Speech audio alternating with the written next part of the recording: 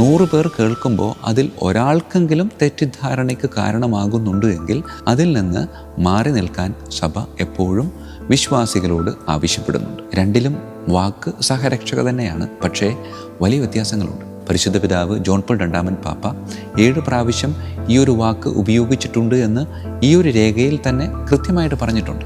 അങ്ങനെ ആവർത്തിച്ചു കൊണ്ടിരുന്ന അപേക്ഷകൾക്ക് ഒരു മറുപടിയാണ് ഇത്. പരിശുദ്ധ അമ്മയിൽ ഓരോ വിശ്വാസിയും തട്ടി നിൽക്കാനുള്ള സാധ്യത ഉള്ളതുകൊണ്ട് പരിശുദ്ധ സിംഹാസനം പ്രഖ്യാപിച്ചിട്ടുള്ള സുന്ദരമായിട്ടുള്ള ഒരു രേഖ മാത്രമാണ് മാത്തർ പോപ്പുളി ഫിദലിസ്. മറിയം നമ്മെപ്പോലെ സാധാരണ ഒരു വ്യക്തിയാണ് എന്ന് പ്രഖ്യാപിക്കുകയോ ഒരിക്കലും ഈ ഒരു രേഖയിലൂടെ വത്തിക്കാൻ ചെയ്തിട്ടില്ല എന്ന് അടിവരയിട്ട് നാം ഓരോരുത്തരും വിശ്വസിക്കണം.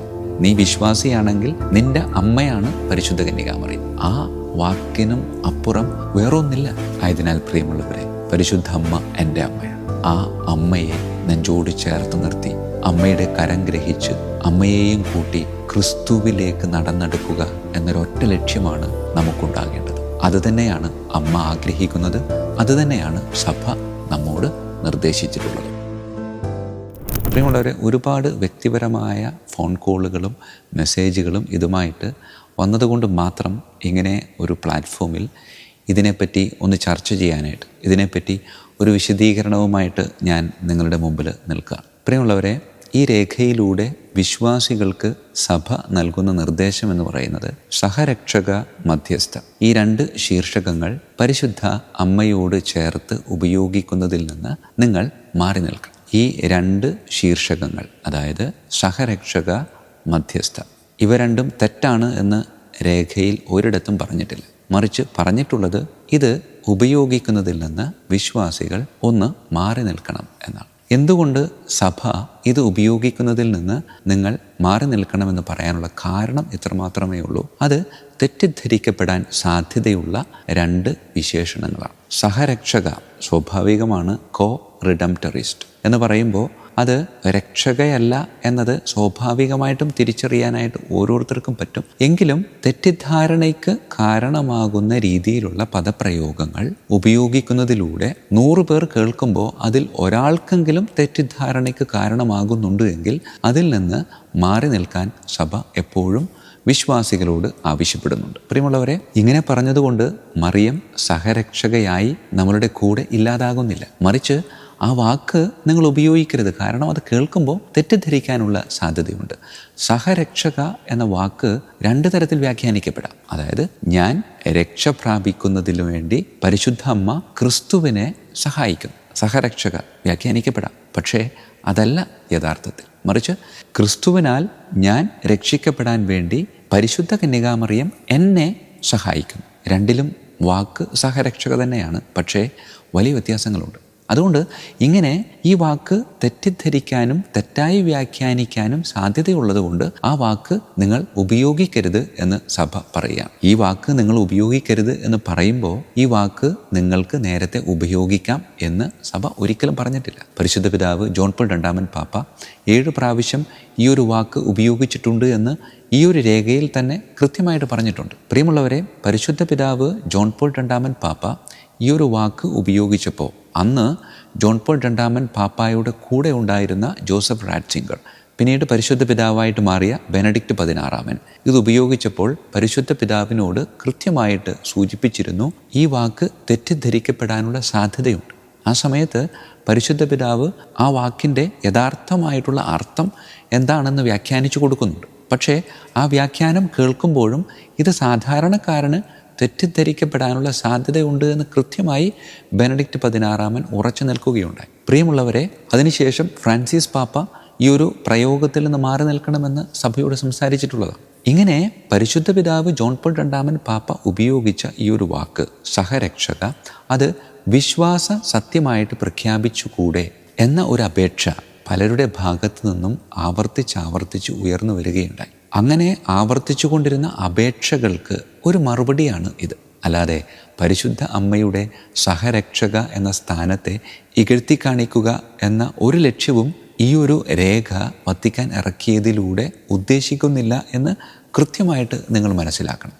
പ്രിയമുള്ളവരെ, അതോടൊപ്പം തന്നെ വേണ്ട എന്ന് വെച്ചിട്ടുള്ള ഒരു വാക്കാണ് മധ്യസ്ഥ എന്നുള്ളത്. ഈ മധ്യസ്ഥ അല്ലെങ്കിൽ എല്ലാ കൃപകളുടെയും മധ്യസ്ഥ എന്ന് പരിശുദ്ധ അമ്മയെ വിശേഷിപ്പിക്കുമ്പോൾ അതും തെറ്റിദ്ധരിക്കാനുള്ള സാധ്യതയുണ്ട്. അതിൻ്റെ അർത്ഥം അമ്മ എൻ്റെ മധ്യസ്ഥയല്ല എന്നല്ല. കർത്താവെ, എനിക്കും അങ്ങയ്ക്കും ഇടയിൽ നിൽക്കുന്ന മധ്യസ്ഥയായ എൻ്റെ അമ്മ എന്ന് പ്രാർത്ഥിക്കുന്നതുകൊണ്ട് ഒരു തെറ്റുമില്ല. മറിച്ച് മധ്യസ്ഥ എന്ന വാക്ക് ഉപയോഗിക്കുമ്പോൾ എനിക്കും എൻ്റെ രക്ഷയ്ക്കും ഇടയിലുള്ള ഒരു വ്യക്തിയായിട്ട് പരിശുദ്ധ അമ്മയെ നാം കാണാനുള്ള സാധ്യതയുണ്ട്.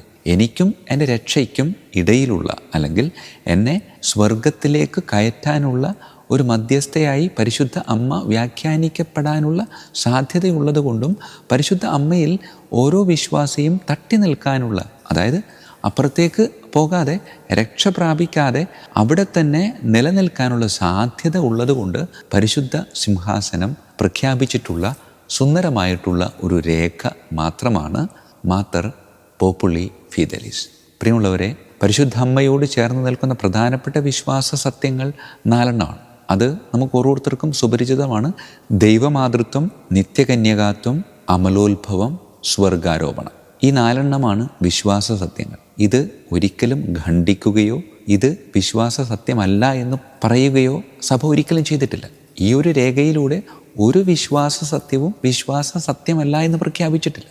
മറിച്ച് വിശ്വാസ സത്യത്തിലേക്ക് സഹരക്ഷക എന്ന ഒരു പദവി കൂടെ കൊണ്ടുവന്നുകൂടെ എന്ന് കാലങ്ങളായി ചോദിച്ചു കൊണ്ടിരുന്നവർക്ക് ഒരു മറുപടി മാത്രമാണ് ഈ ഒരു രേഖ എന്ന് ചിന്തിച്ചാൽ ഒരു പ്രശ്നമില്ല എന്നുള്ള. പ്രിയമുള്ളവരെ, മറിയത്തിൻ്റെ വിശുദ്ധിക്ക് കോട്ടം വരുത്തുകയോ മറിയത്തിൻ്റെ പ്രാധാന്യം ഇല്ലാതാക്കുകയോ മറിയം നമ്മെപ്പോലെ സാധാരണ ഒരു വ്യക്തിയാണ് എന്ന് പ്രഖ്യാപിക്കുകയോ ഒരിക്കലും ഈ ഒരു രേഖയിലൂടെ വത്തിക്കാൻ ചെയ്തിട്ടില്ല എന്ന് അടിവരയിട്ട് നാം ഓരോരുത്തരും വിശ്വസിക്കണം. തെറ്റിദ്ധരിക്കപ്പെടാൻ സാധ്യതയുള്ളത് കൊണ്ട് ചില കാര്യങ്ങളിൽ നിന്ന് മാറി നിൽക്കണം എന്ന് സഭ പ്രഖ്യാപിക്കുകയാണ്. പ്രിയമുള്ളവരെ, ഇത്രമാത്രം ചർച്ച ഈ ഒരു രേഖയുമായി ബന്ധപ്പെട്ട് ഉണ്ടാകാനുള്ള കാരണമെന്ന് പറയുന്നത് ഈ രേഖയിലൂടെ തെറ്റായി വ്യാഖ്യാനിക്കപ്പെട്ടിരിക്കുകയാണ്. ഇനി പരിശുദ്ധ അമ്മ നിൻ്റെ മധ്യസ്ഥയല്ല, പരിശുദ്ധ അമ്മ നിൻ്റെ സഹരക്ഷകയല്ല എന്ന് വത്തിക്കാൻ പ്രഖ്യാപിച്ചു എന്നാണ് പറയുന്നത്. പ്രിയമുള്ളവരെ, അങ്ങനെ ഒരു പ്രഖ്യാപനം വത്തിക്കാൻ നടത്തിയിട്ടില്ല. ഇത് തെറ്റാണ് എന്ന് വത്തിക്കാൻ പറഞ്ഞിട്ടില്ല. മറിച്ച് ഈ ഉപയോഗം തെറ്റിദ്ധരിക്കപ്പെടാൻ സാധ്യതയുള്ളതുകൊണ്ട് ഈ ഉപയോഗത്തിൽ നിന്ന് നിങ്ങൾ മാറി നിൽക്കണം എന്ന ഒരു ആഹ്വാനം മാത്രമാണ്. അതുകൊണ്ട് പരിശുദ്ധ അമ്മയുടെ പദവിക്ക് കോട്ടം തട്ടുകയോ പരിശുദ്ധ അമ്മയ്ക്ക് പ്രാധാന്യമില്ലാതാവുകയോ ഒരിക്കലും സംഭവിക്കുന്നില്ല.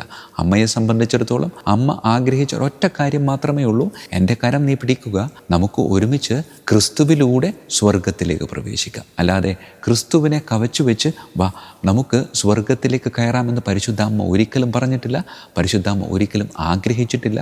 വത്തിക്കാനും അതിനോട് ചേർന്നോ എതിരായോ ഒന്നും പറഞ്ഞിട്ടില്ല.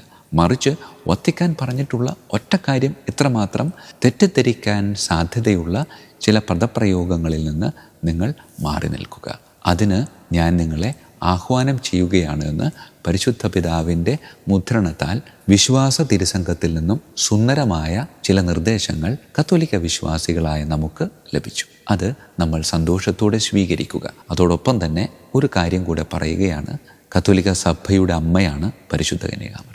കത്തോലിക്ക സഭയുടെ കാണപ്പെടുന്ന തലവൻ പരിശുദ്ധ പിതാവ് ലയോ 14 പാപ്പയാണ്. അങ്ങനെ തൻ്റെ അമ്മയെ ചില പേരുകൾ വിളിക്കുന്നതിൽ നിന്ന് മകൻ തൽക്കാലത്തേക്ക് മറ്റ് സഹോദരങ്ങളോട് ആഹ്വാനം ചെയ്തിരിക്കുന്നു. കാരണം അമ്മയ്ക്കുള്ള സുന്ദരമായ പേര് വിശ്വാസികളുടെ അമ്മ എന്നാണ്. നീ വിശ്വാസിയാണെങ്കിൽ നിൻ്റെ അമ്മയാണ് പരിശുദ്ധ കന്യകാമറിയം. ആ വാക്കിനും അപ്പുറം വേറൊന്നില്ല. അതുകൊണ്ട് അമ്മ എന്ന് പറയുമ്പോൾ അമ്മ എന്ന ആ ഒരു ഭാവത്തോടെ പരിശുദ്ധ അമ്മയോട് ചേർന്ന് നിൽക്കുമ്പോൾ കിട്ടുന്ന ഒരു തരത്തിലുള്ള സംരക്ഷണവും വേറൊരു വാക്കിലൂടെയും പരിശുദ്ധ അമ്മയ്ക്ക് നൽകാനാവില്ല. അതുകൊണ്ട് ഏറ്റവും കൂടുതൽ പ്രാധാന്യം കൊടുക്കേണ്ടത് അമ്മ എന്ന ആ ഒരു ഭാവത്തിനാണ് എന്ന് പരിശുദ്ധ സിംഹാസനം ഈ ഒരു രേഖയിലൂടെ നമ്മെ ഓരോരുത്തരെയും പഠിപ്പിക്കാൻ ആഗ്രഹിക്കുകയാണ്. അതുകൊണ്ടാണ് ആ രേഖയുടെ പേര് തന്നെ മാത്തർ പോപ്പുളി ഫിദലിസ്, വിശ്വാസികളുടെ അമ്മ.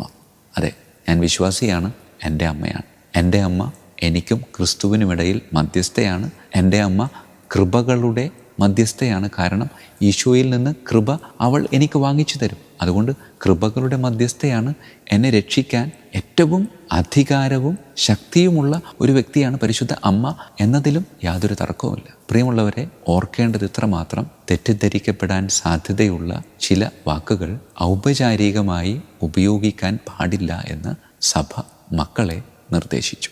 അല്ലാതെ എൻ്റെ വ്യക്തിപരമായ അടുപ്പത്തിൽ പരിശുദ്ധ അമ്മയെ മധ്യസ്ഥ എന്ന് വിളിക്കുന്നതിലോ സഹരക്ഷക എന്ന് വിളിക്കുന്നതിലോ ഒരു തെറ്റുമുണ്ട് എന്ന് കത്തോലിക്ക സഭ പഠിപ്പിക്കുന്നില്ല. ആയതിനാൽ പ്രിയമുള്ളവരെ, പരിശുദ്ധ അമ്മ എൻ്റെ അമ്മയാണ്. ആ അമ്മയെ നെഞ്ചോട് ചേർത്ത് നിർത്തി അമ്മയുടെ കരം ഗ്രഹിച്ച് അമ്മയെയും കൂട്ടി ക്രിസ്തുവിലേക്ക് നടന്നെടുക്കുക എന്നൊരൊറ്റ ലക്ഷ്യമാണ് നമുക്കുണ്ടാകേണ്ടത്. അതുതന്നെയാണ് അമ്മ ആഗ്രഹിക്കുന്നത്. അതുതന്നെയാണ് സഭ നമ്മോട് നിർദ്ദേശിച്ചിട്ടുള്ളത്. ആ ഒരു തലത്തിൽ ഇതിനെ ഉൾക്കൊണ്ടുകൊണ്ട് പരിശുദ്ധ അമ്മയോടുള്ള സ്നേഹത്തിൽ, അമ്മയോടുള്ള ഭക്തിയിൽ, അമ്മയിലൂടെ പുത്രനിലേക്ക് നമുക്ക് നടന്നെടുക്കാൻ പറ്റണം. അതിന് നമുക്ക് ഓരോരുത്തർക്കും സാധിക്കട്ടെ എന്ന് സ്നേഹത്തോടുകൂടെ ആശംസിക്കുകയാണ്, പ്രാർത്ഥിക്കുകയാണ്. ഈശോ മിശിഹായ്ക്കും സ്തുതിയായിരിക്കട്ടെ.